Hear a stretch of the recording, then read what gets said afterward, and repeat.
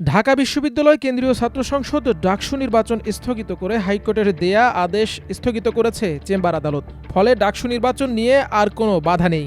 সোমবার বিকেল 4:45 নাগাদ এমন তথ্য জানা যায়। তবে এর আগে নির্বাচন স্থগিত ঘোষণা করে আদেশ দেয় হাইকোর্ট। ওই আদেশে জানানো হয় আগামী 30 অক্টোবর পর্যন্ত ডাকসু নির্বাচন স্থগিত করা হয়েছে।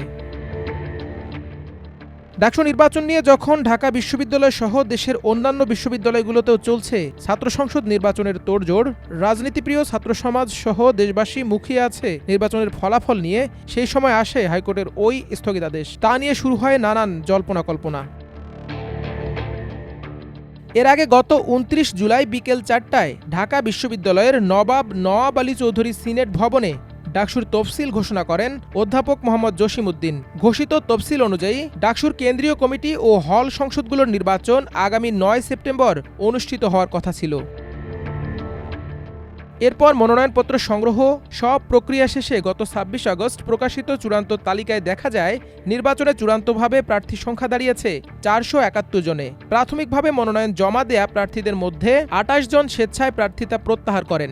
অপরদিকে বাছাই প্রক্রিয়ায় বাদ পড়া 10 জন প্রার্থী আপিল না করায় তাদের মনোনয়নপত্র বাতিল ঘোষণা করা হয়। চূড়ান্ত তালিকা অনুযায়ী ভিপি পদে 45 জন, সাধারণ সম্পাদক বা জিএস পদে 19 জন এবং এজিএস পদে 25 জন প্রতিদ্বন্দ্বিতা করার কথা ছিল। এছাড়া মুক্তিযুদ্ধ ও গণতান্ত্রিক আন্দোলন সম্পাদক পদে 17 জন, কমন রুম, রিডিং রুম ও ক্যাফেটেরিয়া সম্পাদক পদে 21 জন, আন্তর্জাতিক সম্পাদক পদে 19 জন, সাহিত্য ও সাংস্কৃতিক সম্পাদক পদে 19 জন এবং বিজ্ঞান ও প্রযুক্তি সম্পাদক পদে রয়েছেন 12 জন।